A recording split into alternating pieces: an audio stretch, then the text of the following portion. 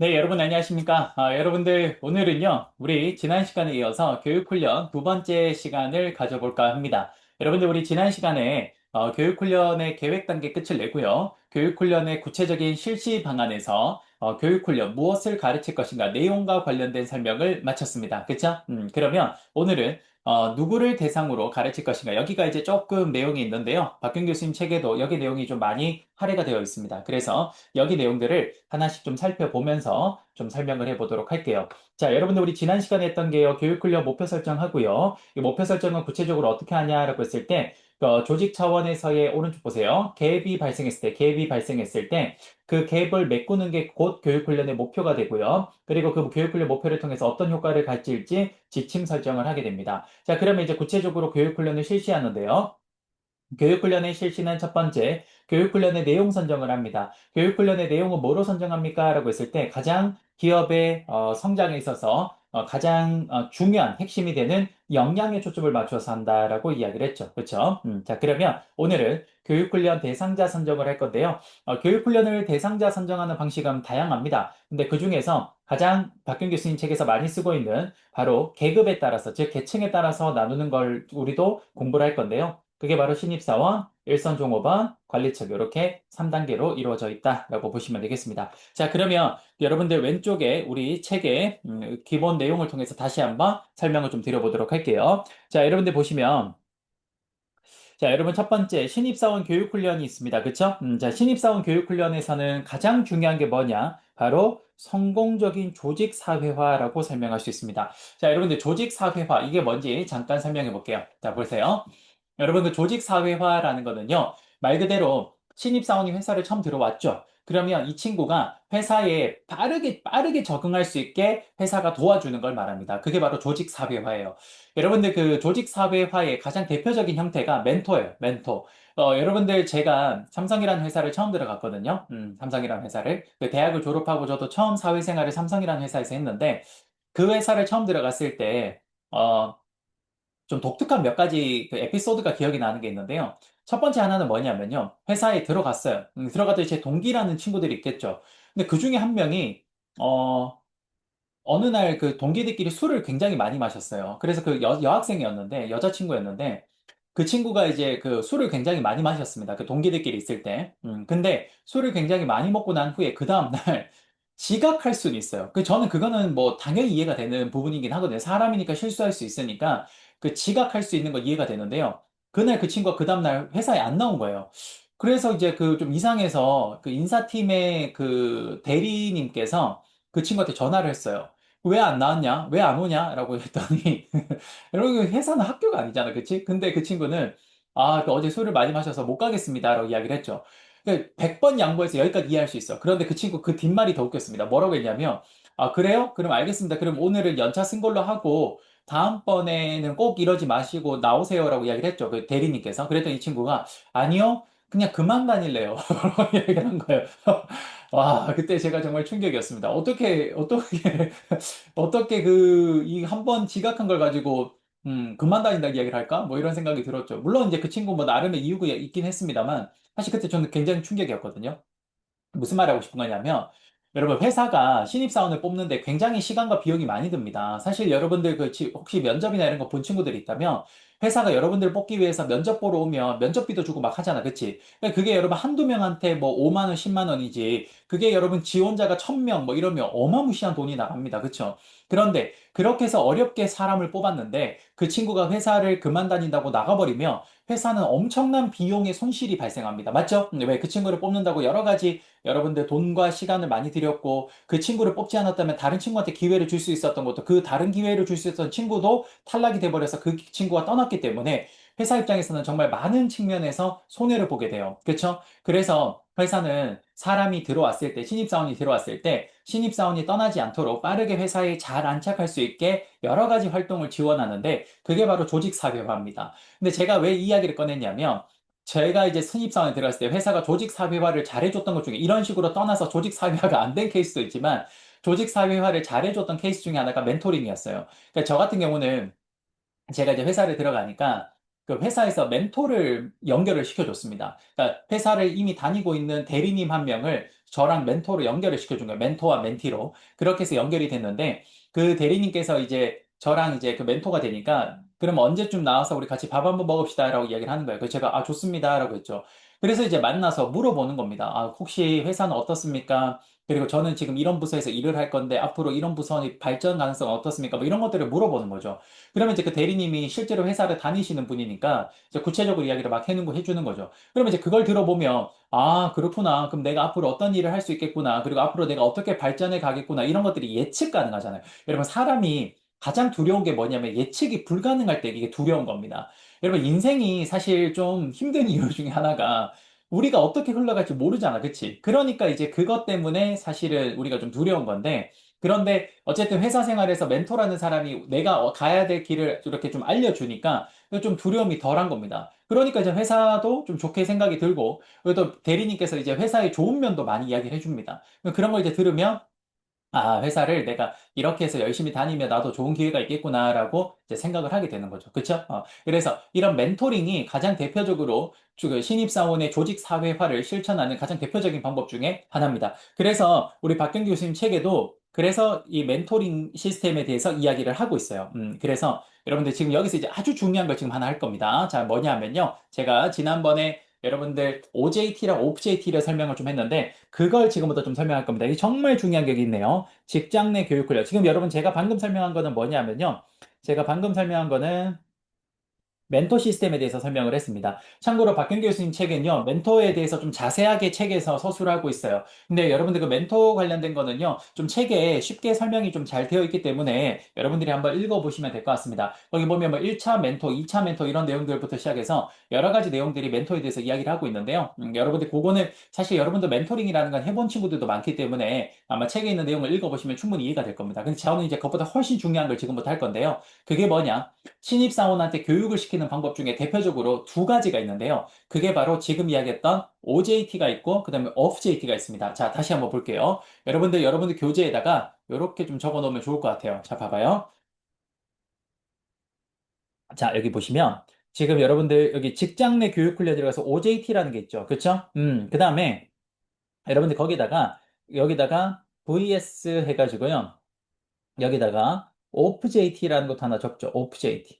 이렇게 OFJT. 요거는 직장 외 교육 훈련입니다. 다시 적어보면 요거는 직장 내가 아니라 외 교육 훈련이에요. 직장 외 교육 훈련을 말합니다. 직장 외 교육 훈련을 OFJT라고 이야기를 해요. 자, 이렇게 적어놓고 한번 설명을 해보겠습니다. 자, 여러분들 제가 한번 설명해 볼게요. 사실 요거를 어떻게 쉽게 설명할까 고민을 좀 많이 했는데, 이거 정말 중요하거든요. 여기 각종 시험에 정말 많이 나오는 포인트 중에 하나라서 제가 꼭 알고 있어야 됩니다. 참고로 박균 교수님 책은 이 내용이 좀 부실해요. 그래서 제가 요 내용을 좀 자세하게 설명을 좀 드려볼게요. 어떻게 쉽게 설명할까 고민을 좀 하다가 여러분들 지금 제 수업을 듣고 있는 분들 중에 여성분들이 있다면 조금 죄송합니다. 제가 가장 쉬운 예로 설명할 수 있는 게 군대 이야기밖에 생각이 안 나서 그래서 군대 이야기로 좀 설명을 해볼까 합니다. 혹시나 여성분들이 있다면 혹시 남자친구가 옛날에 군대를 갔을 때 곰신의 경험이 있다면 아마 각종 이야기를 남자친구의 편지를 통해서 아마 들었을 거예요. 그래서 좀 이해를 할 수도 있을 것 같아요. 어쨌든 한번 들어보세요.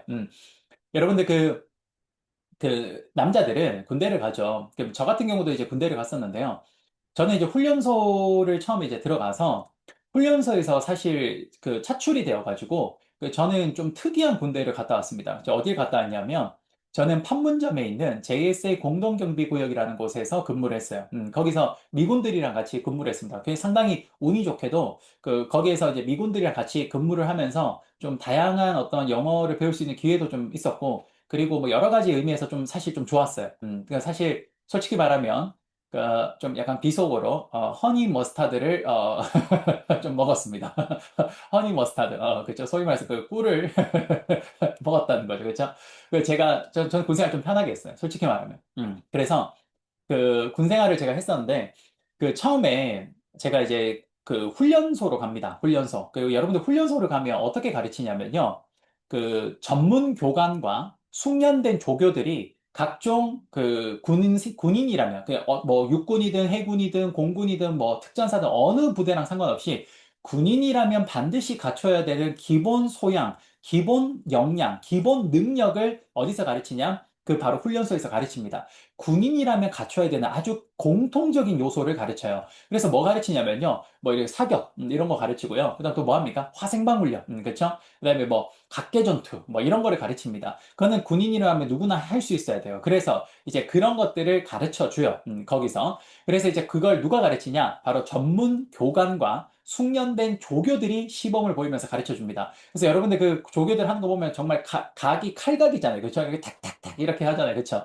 그래서 그런 식으로 가르칩니다. 그러다 보니까 가장 일반적인 교육 훈련을 하게 되고요. 그 일반적인 내용, 또 어떤 특수한 내용을 가르치는 게 아니라 굉장히 제너럴한 어떤 일반적인 내용을 가르치고요. 그리고 전문 교관과 숙련된 조교에 의해서 가르치다 보니까 그 전달력이 굉장히 좋습니다. 그러니까 아무래도 정확하게 잘 전달이 돼요. 그러다 보니까 어떤 전달 학습 효과가 굉장히 좋다라고 표현을 할 수 있습니다. 이해되십니까?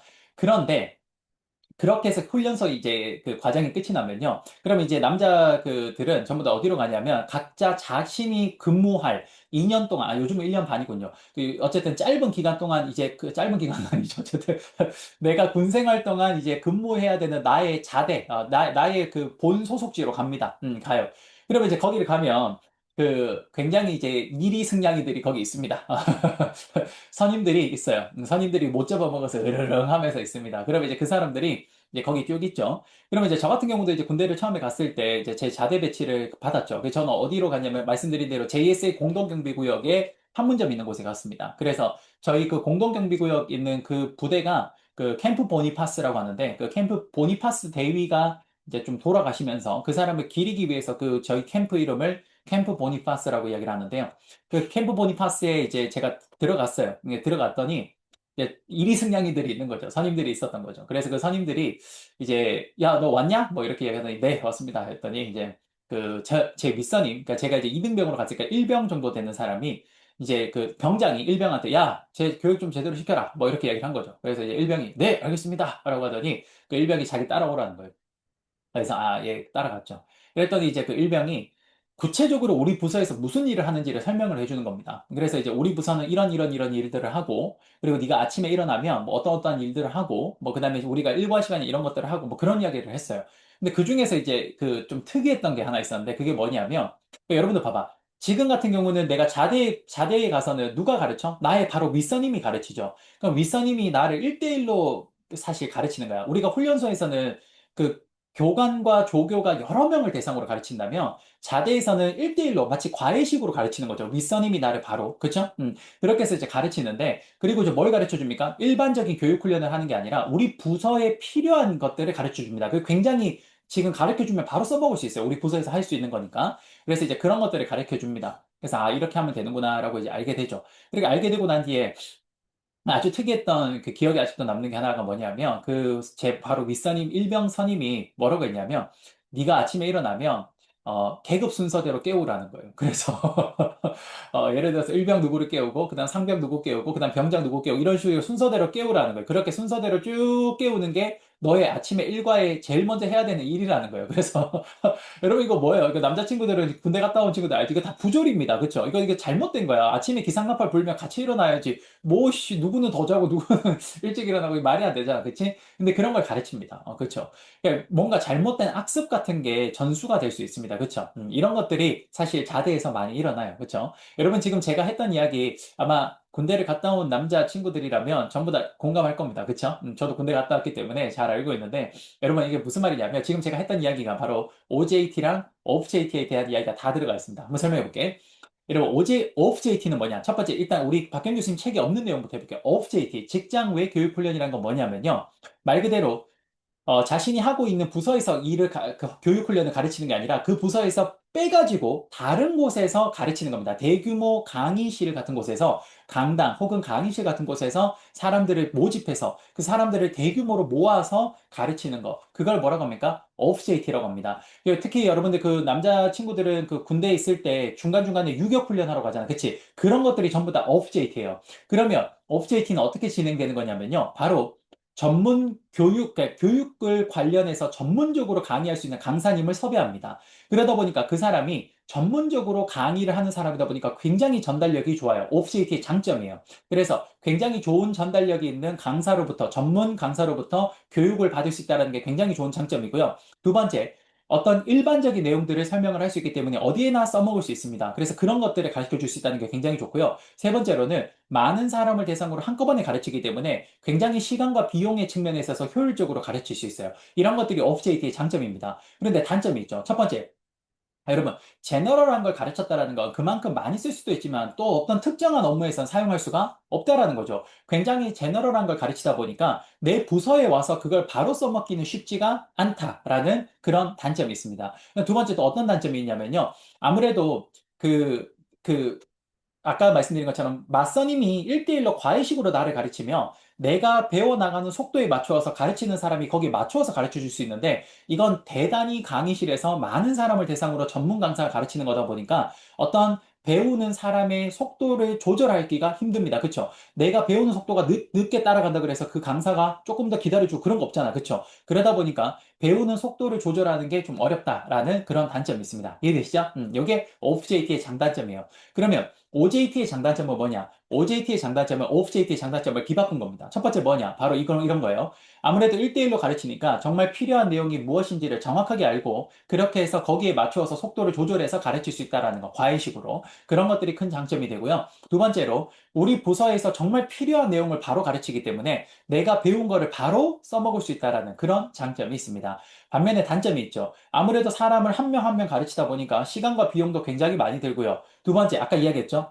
네가 일어나면 계급순으로 깨워라. 그거 악습이고 부조리입니다. 그렇죠? 그런 것들이 자연스럽게 전수될 가능성이 있다라는 단점이 있습니다. 그리고 아무래도 전문 강사가 아닌 사람이 가르치다 보니까 아무래도 좀 전달력이나 이런 게 좀 떨어질 수 있다라는 단점도 있겠죠. 이해되십니까? 여러분들, 이게 바로 OJT와 OJT의 서로를 비교한 내용입니다. 참고로 각종 시험에서 이 두 가지 비교하는 내용이 굉장히 많이 나오거든요.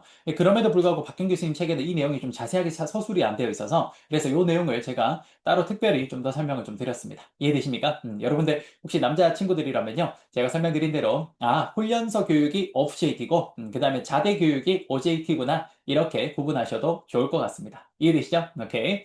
자, 여러분들 그럼 여기까지 이제 설명을 좀 했고요. 자, 그 다음에 이제 여러분, 신입사원 교육 말고요. 그 다음 좀 설명드릴게요. 신입사원 교육 말고, 요번에는 그 여러분들 현장 있죠, 현장. 현장. 그러니까 그 작업 현장. 거기 있는 사람들, 작업 현장에 있는 사람들을 대상으로 가르치는 거 해볼게요. 그러니까 신입사원보다 그 윗단계에 있는 거죠. 그 일선 종업원들. 그쵸? 그 사람들을 대상으로 가르치는 여러 가지 교육 훈련을 한번 보도록 하겠습니다. 자, 교재 잠깐 볼게요. 자, 교재 보시면요. 작업층 교육 훈련이라는 게 있습니다. 한번 볼까요?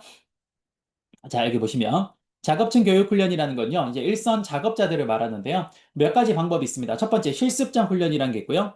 두 번째는요. 도제 제도라는 게 있고요. 세 번째는 직업학교 훈련이라는 게 있습니다. 세 가지가 뭔지 가볍게 설명해 볼게요. 어렵지 않습니다. 한번 볼게요. 자, 첫 번째. 여러분들 실습장 훈련이라는 건 뭐냐? 이거는 미용실에서 많이 쓰는 거예요.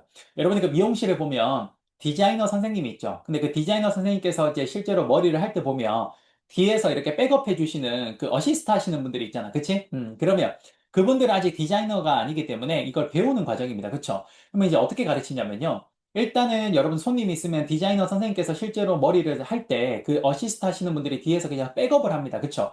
그러다가 이제 어떻게 하냐면 약간 손님이 없으면 여러분들 그 미용실의 한켠에 저기 안쪽에 구석에 보면 조그마한 창고 같은 곳이 있는데 거기 안으로 들어가 보면요. 그럼 거기에 뭐가 있냐? 그 목만 있는 마네킹이 쫙 있습니다. 그쵸? 그러면 그때 이렇게 지금 그 저기 뭐지? 그 손님이 있을 때는 실습장에서 어시스트를 하고 손님이 없으면 그럼 이제 디자이너 쌤이 약간 시간적 여유가 있으니까 그 어시스트 하시는 분을 데리고 들어가서 그래서 자 한번 마네킹으로 연습 한번 해봐 라고 하면 이제 막 자르겠죠. 그러면서 이제 거기서 가르쳐 주는 거죠. 여기서는 이렇게 자르고 저기서는 이렇게 잘라. 그렇게 가르치는 걸 뭐라고 하냐? 그렇게 교육 훈련하는 기법을 그렇죠. 이거를 실습장 훈련이라고 이야기를 합니다. 이해되십니까? 요거예요. 그다음 두 번째, 도제 제도는 뭐냐? 요건 여러분들 잘 알죠? 요거는 우리가 도자기 공이나 목수 같은 분들 보면요. 그분들이 이제 자기 밑에 그 실습생을 키울 때 어떻게 합니까? 1대1로 가르치잖아. 그치? 맨날 데리고 다니면서 자, 이건 이렇게 해라, 저건 저렇게 해라, 이런 식으로 자기 밑에 제자를 키우듯이 하잖아요. 그쵸? 그런 걸 다 뭐라고 합니까? 그걸 도제제도라고 합니다. 그쵸? 그래서 도자기 공이 뭐 자기 밑에 문화생을 받아가지고 어떻게 하는지 이제 가르쳐 주고, 그리고 여러 가지 뭐 어떤 좀 잡일 같은 거 좀 시키고, 뭐 그렇게 하잖아요. 그쵸? 그걸 도제제도라고 합니다. 일선 종업원을 교육 훈련시키는 방법 중에 하나예요. 마지막으로 여러분들 그 직업 학교는 뭐냐? 요거는 여러분들 대표적으로 이거예요. 그 여러분 군대 갔다 온 친구들 중에 그 훈련소 끝나고 나면 운전병들은 어디로 갑니까? 야수교 가죠, 야수교. 그쵸? 야전 수송 교육대인가? 그쵸? 거기 갑니다. 거기가 뭐예요? 가면 이제 말 그대로 운전하는 걸 가르쳐 주는 데잖아. 그치? 그러니까 말 그대로 그런 교육을 전문으로 하는 업체에 위탁을 해서 거기서 이제 교육 훈련을 시키는 거. 그걸 뭐라고 합니까? 그걸 직업학교 훈련이라고 이야기를 합니다. 됐습니까? 오케이. 자, 여기까지가 여러분들 작업층 교육훈련이라고 보시면 되겠습니다. 됐죠? 자, 그러면 사실 작업층 교육훈련은 크게 중요하지 않아요. 왜냐하면 이게 일선 종업원들을 대상으로 하는 교육훈련은 루틴하게 많이 이루어지기 때문에 생각보다 그렇게 뭐 이 중요도가 높진 않습니다. 이게 정말 중요한 건 뭐냐? 신입사원과 사실은 관리층이에요. 신입사원은 기껏 뽑아놨는데 도망가면 안 되니까 그래서 신입사원은 조직사회화를 잘하는 게 굉장히 중요하고요.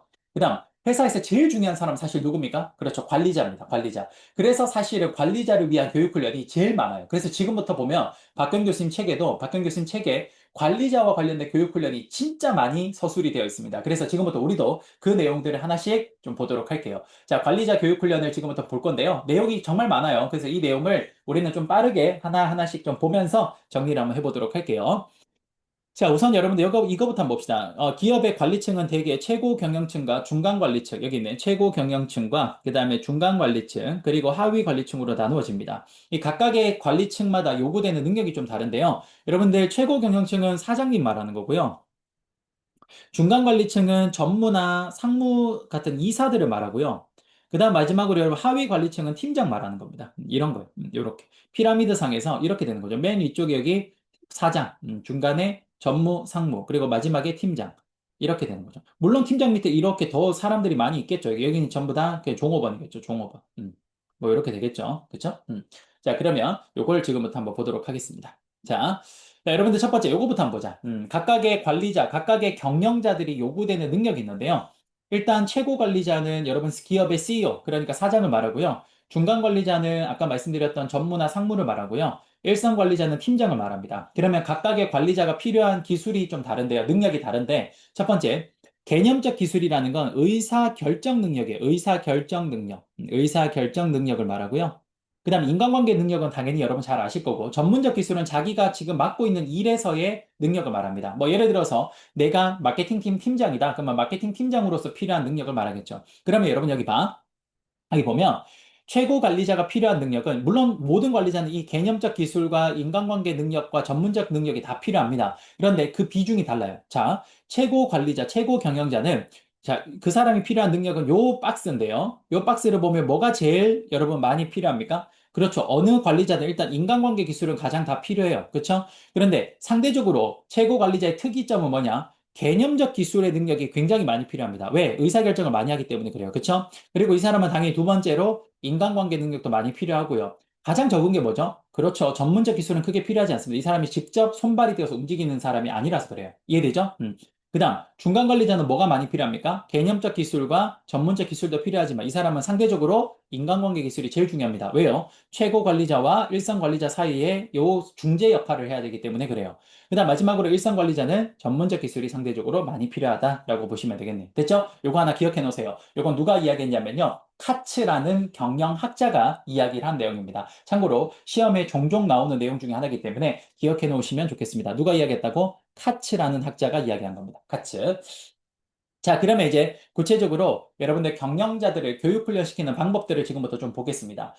자, 여러분들 거기 보시면 인바스켓 훈련 있죠? 인바스켓 훈련, 그 다음에 비즈니스 게임, 그 다음 사례 연구, 역할 연기법, 행동 모델법 등등이네요. 자, 지금부터 하나씩 볼게요. 자, 첫 번째 인바스켓 훈련부터 한번 보겠습니다. 인바스켓 훈련.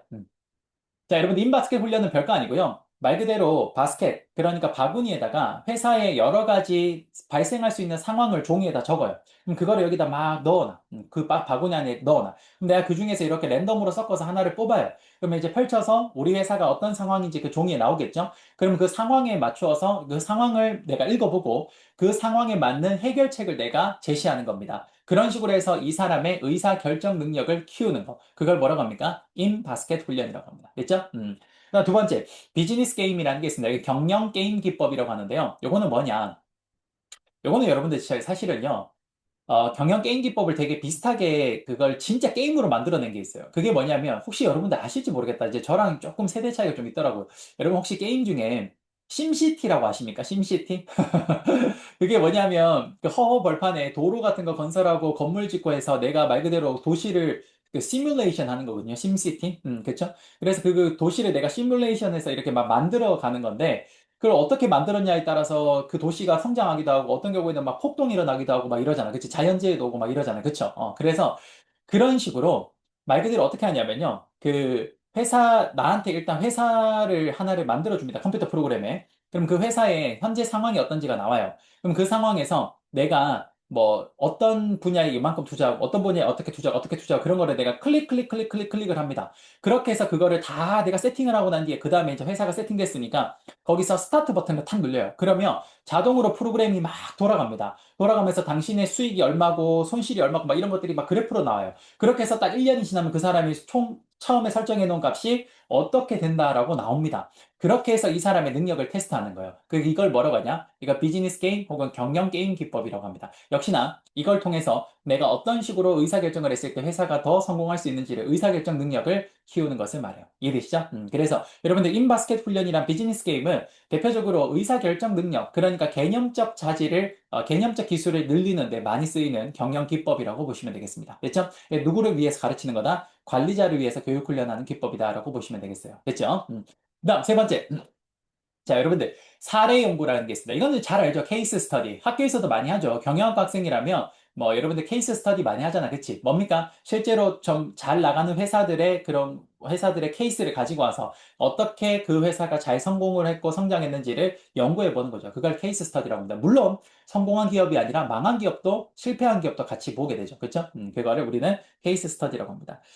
자, 그 다음에 이제 역할 연기법이라는 거 뭐냐면 이건 인간관계 기술을 늘리는 방법 중에 하나인데요. 어떻게 하는 거냐면, 자, 각자 역할을 정해줘요. 그리고 나서 그 역할에 맞게끔 이제 그 사람이 실제로 연기를 합니다. 그랬을 때, 아, 이런 역할일 때 이런 행동을 하니까 상대방이 싫어하는구나. 혹은 내가 이런 역할일 때 이런 행동을 했더니 상대방이 이런 걸 좋게 받아들이는구나. 이런 것들을 깨닫게 만들어주면서 좀 더 인간관계의 능력을 신장시켜주는 방법. 그걸 역할 연기법이라고 합니다. 어렸을 때 우리 소꿉놀이 장난했던 거 있잖아요. 그쵸? 우리 너 아빠해, 너 엄마해, 뭐 이렇게 했던 거 있잖아요.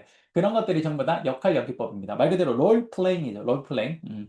그다음 행동 모델법이라는 게 있습니다. 행동 모델법이라는 거 뭐냐면 이거요. 행동 모델법은 바람직한 행동을 보여줍니다. 그리고 나서 그 행동을 어떻게 하는 겁니까? 그냥 그대로 따라가게 만드는 거예요. 그래서 바람직한 행동을 보여주고 그걸 그대로 따라가게 만들어서 그 사람이, 아, 이런 게 바람직한 행동이구나라는 걸 스스로 익히게 만드는 거죠. 그걸 뭐라고 합니까? 행동 모델링이라고 이야기를 합니다. 참고로 여러분들, 봐봐. 방금 이야기했던 롤플레잉과 그러니까 역할 연기법과 행동 모델법은 조금 차이가 있어요. 뭐냐면, 역할 연기법은 그 역할 연기를 하는데 참여한 사람이 뭡니까? 굉장히 능동적으로 행동합니다. 반면에 행동 모델법은 그 프로그램에 참여한 사람이 굉장히 수동적으로 참여를 하게 돼요. 왜요? 봐봐. 행동 모델법은 바람직한 행동을 보여주면 그걸 내가 어떻게 해야 돼? 내가 하고 싶은 대로 하는 게 아니라 어떻게 하는 거야? 그대로 따라하는 거야. 그러니까 굉장히 패시브하죠. 굉장히 피동적입니다. 수동적이에요. 반면에 역할 연기법은 내가 그 역할을 맡으면 내가 거기서 하고 싶은 역할을, 그 행동을 내가 마음대로 해보는 거예요. 그럼 그 과정에서 상대방이 어떤 반응을 보이냐에 따라서 아, 내가 이런 행동을 하면 이 사람이 싫어하는구나. 아, 내가 이런 행동을 하면 이 사람이 좋아하는구나. 그거를 깨닫게 되는 거죠. 그래서 롤플레잉은 역할 연기법은 참가자가 굉장히 액티브, 능동적으로 반응을 한다면 그다음 행동 모델법은 뭡니까? 여기는 굉장히 패시브, 그러니까 수동적으로 반응한다라고 보시면 되겠습니다. 됐죠? 오케이. 자, 전부 다 여러분 지금 뭐 하는 겁니까? 그렇죠. 관리자를 교육 훈련시키는 방법들입니다. 그렇죠? 자, 그다음 또 볼게요. 자, 아무래도 관리자는 중요한 사람에서 교육 훈련 방법이 많죠. 그 다음 여섯 번째, 교류 분석법이라는 거 있습니다. 요거 좀 중요하죠. 교류 분석법. 요거는 체크 하나 합시다. 교류 분석법은 좀 중요해서 하나만 체크할게요. 교류 분석법.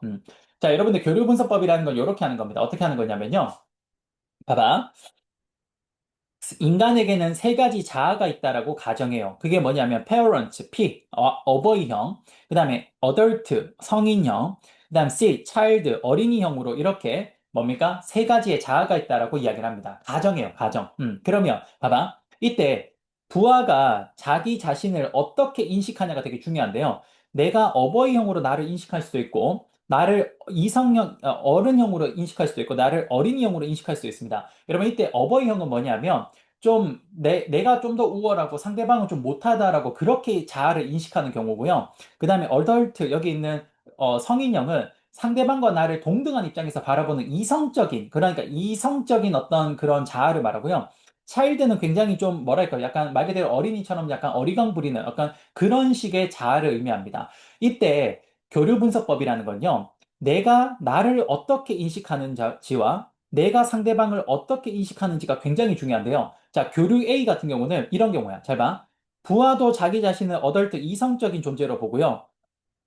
부하는 상사를 역시 뭐로 보냐? 화살표로 보면 역시 상사도 이성적이라고 부하는 생각을 하는 겁니다. 즉, 부하는 자기도 어덜트형이고 상사도 어덜트형이라서 자기 자신의 상태에서 이런 식으로 대화를 시도하는 거예요. 근데 상사도 어떠냐? 상사도 자기 자신을 어덜트라 생각하고 부하를 어덜트라 생각해서 이렇게 대화를 시도합니다. 여러분 지금 이렇게 되면 화살표가 나란히 나오죠. 이렇게 되면 인간관계에 있어서 문제가 발생하지 않습니다. 그런데 반면에 교류 B 같은 경우를 보시면요.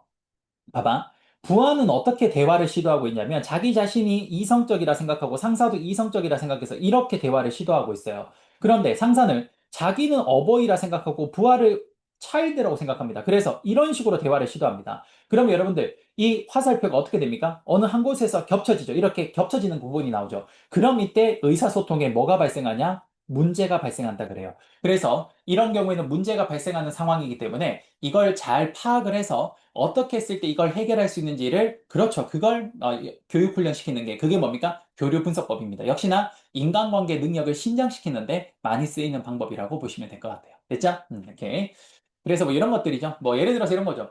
뭐 제가 팀장님한테 이번에 말씀하신 프로젝트 이렇게 해서 이 정도 성과를 내서 보고 드립니다라고 했더니 이제 팀장님이 나는 이제 내가 상대도 어덜트로 보고 이렇게 이성적으로 설명을 했어요. 그러니까 팀장님이 고생하셨습니다. 조혜원 대리님. 뭐 이번에 성과가 굉장히 괜찮네요. 그럼 다음에는 이걸 바탕으로 조금 더 잘해보시기 바랍니다. 이게 자기도 어덜트, 나도 어덜트로 생각해서 이렇게 가는 거죠. 그런데 제가 똑같이 이야기를 했는데 그 팀장님이 이것밖에 못해요?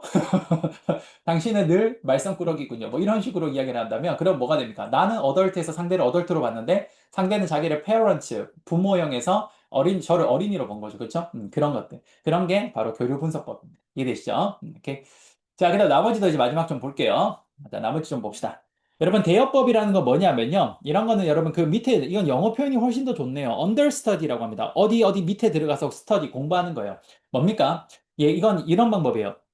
여기 보시면 어떤 부서의 직속 상사 밑에 들어가서 그 사람의 자리를 계승할 목적으로 그 사람으로부터 배우는 겁니다. 일종의 약간 도제제도랑 비슷한 방법이죠. 그렇죠? 이게 바로 대여법이라고 보시면 되겠습니다. 그냥 코칭은 말 그대로 여러분들 우리 선수들 코칭하는 방식이랑 비슷해요. 그렇죠? 그래서 코칭을 통해서 그 직접적으로 이렇게 가르쳐 줄 수도 있겠죠. 보통 코칭은 그 관리자들 중심으로 하는 이유가 코칭은 1대1로 가르치는 경우가 많기 때문에 그만큼 비용이 많이 듭니다. 그래서 굉장히 중요한 사람한테 이 돈을 써야 되지 중요하지 않은 사람한테 돈을 썼을 때는 그만큼 경제성이 떨어지기 때문에 주로 코칭은 관리자들을 위해서 쓰는 거다라고 보시면 되겠습니다. 마지막으로 청년 중력 회의법이라는 건요. 이거는 회사의 미래의 회사를 이끌어갈 사람들을 미리 좀 선점을 해서 그 친구들한테 마치 CEO가 된 것처럼 너희가 생각을 하고 회사의 현재 당면한 문제들을 너희들이 한번 풀어봐라 라고 해서 그런 기회를 주는 것을 그걸 청년 중력 회의법이라고 이야기를 합니다. 됐습니까?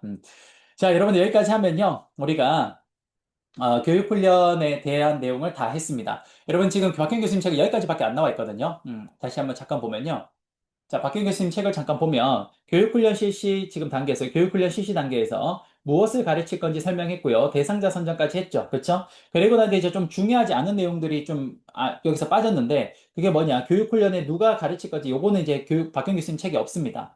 그리고 어떤 방법으로 할 건지도 안 나왔는데요. 자, 여러분들 여기 3번은 굳이 신경 안 써도 돼요. 이건 별로 중요하지 않아서. 요 단계가 있다 정도만 기억하시면 될 것 같고요.